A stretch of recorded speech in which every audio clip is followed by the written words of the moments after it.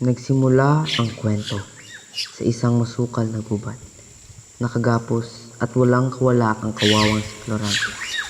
Namamangkoy siya at lumarain dahil sa paghihirap na dinaranas. Aking Diyos Ama, nasan? Nasan ang iyong awa? Ako'y nananagoy, nakikiusap, humihingi ng tulong niyo.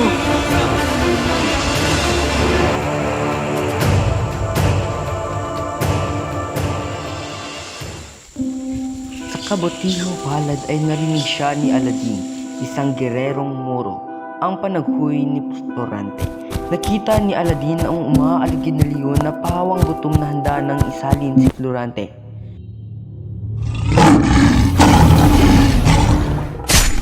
Matapos mapatay ni Aladdin ang leon ay pinakawalan niya si Florante at dinala sa isang makinis na bato.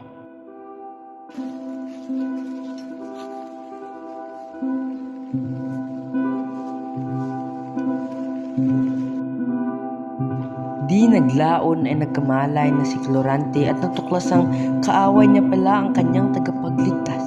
Sinabi ni Aladdin na bagaman magkaaway sila dahil sa sikta at relihiyong kinabibilangan, ay hindi naman ito dahilan upang hindi niya iligtas si Florante. Pinagpala at pinakain siya ni Aladdin hanggang sa tuluyan na siyang gumaling. Ikinuwento ni Florante ang kanyang buhay mula pagkabata hanggang siya ay mag-aral sa Atenas.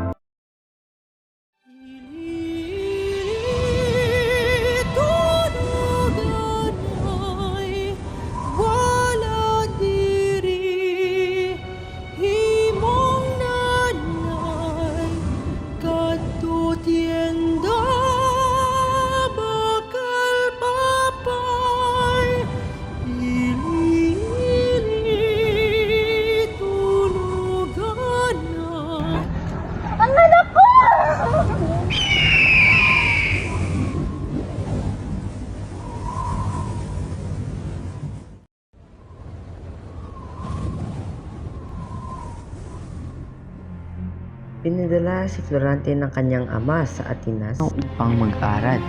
Hindi payag si Prinsesa Floresca, ngunit sa kalaunan ay nakumbinsi rin siya ng kanyang asawa. Ang kanilang klase ay kilala si Adolfo dahil sa kanyang katangian. Ngunit pagkalipas ng 6 na taon ay nahigitin siya ni Florante. Bumunga ng samang loob nito at sinubukang paslangin si Florante. Mabuti na lang at nasigit siya ng kanyang kaibigan na si Minandro. Kinabukasan ay pinuuwi si Adolfo sa Albania.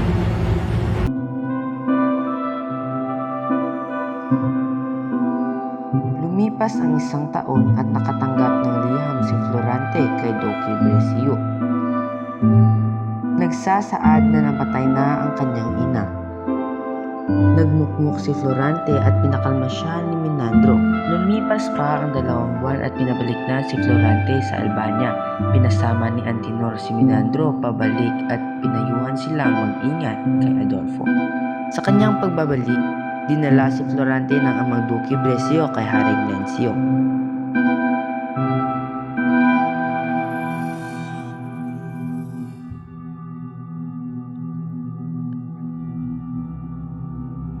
Nakatanggap ng sulat ang hari mula sa Crotona na ito ay sinakop ng mga Moro. Inatasan si Florante ni Haring Lencio upang maging general ng hukbong magpapalaya sa Crotona.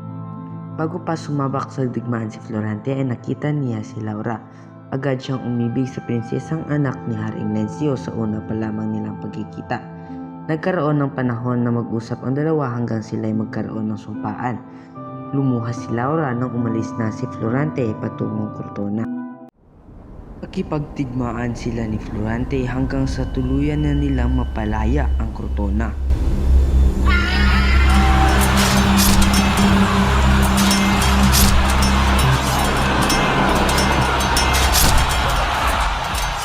Sa kanilang pagbabalik sa Albania ay sinalakay naman ito ng mga Moro. Naabutan ni Florante na pupugutan niya ng ulo si Laura na kanya itong mailigtas. Itinakda ang kasal ni na Florante habang lihim na nakapagbunay si Adolfo sa mga Moro. Nasa Etolia si Florante na makatanggap ng liham na pinauuwi siya ni Haring Lencio na mag-isa. Iniwan niya kay Menandro ang hukbo. Dumating siya sa palasyo ng mag-isa at doon siya hinuli. Binalonggo siya ng 18 araw hanggang sa tuluyan na siyang ipinatapon sa kagubatan. Napatay rin ni Adolfo ang ama ni Florante at ang ama ni Laura.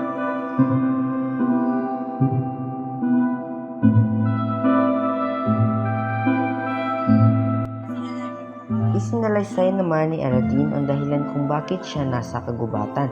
Ito ay dahil sa naging kabiguan niyang sakupin ang Albania. Tulad siya ng kamatayan ng kanyang ama, napalaya lamang siya kapalit ng pagpapakasal dito sa kanyang kasintahang si Flerida.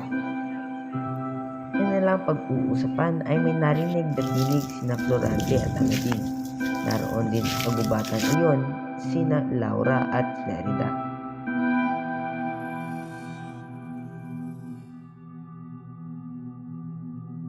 Isinalaysay ni Flerida na tumakas siya kay Sultan Ali Adab at pinaghahanap niya sa kagubatang iyon ang kasintahang si Aladin, hanggang sa makita niyang pinagtatangkaang halayin ng isang bohong si Laura.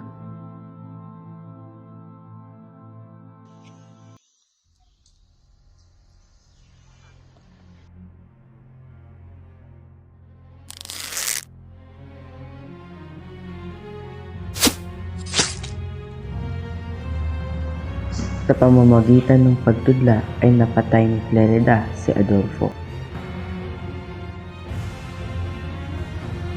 Ipinagtapat ni Laura na sinulatan niya si Florante noong nasa Itolia ito para bigyan ng babala. Subalit, naunang dumating ang peking sulat na ipinadala ni Adolfo na may lagda ni Haring Lencio. Ang sulat naman ni Laura ay natanggap ni Menandro kung kaya't nagawang sumalakay ng hukbo ni Menandro upang iligtas ang kahariang Albania. Noong nakubkob na ni Menandro ang Albania ay tumakas si Adolfo at dinala si Laura sa kagubatang iyon hanggang mula kung saan ay may dumating na isang tagapagligtas. Matapos mag-usap ng 4 ay dumating si Menandro sa kagubatan upang sila ay iligtas.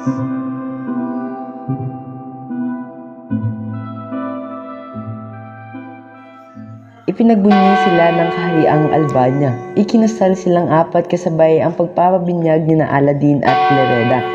Namatay na si Sultan Ali Adab kaya't nakabalik si na Aladin at Flerida sa kanilang bayan upang muli itong pamunuan. Itinanghal namang bagong mga hari at reyna ng Albania, sina Florante at Laura.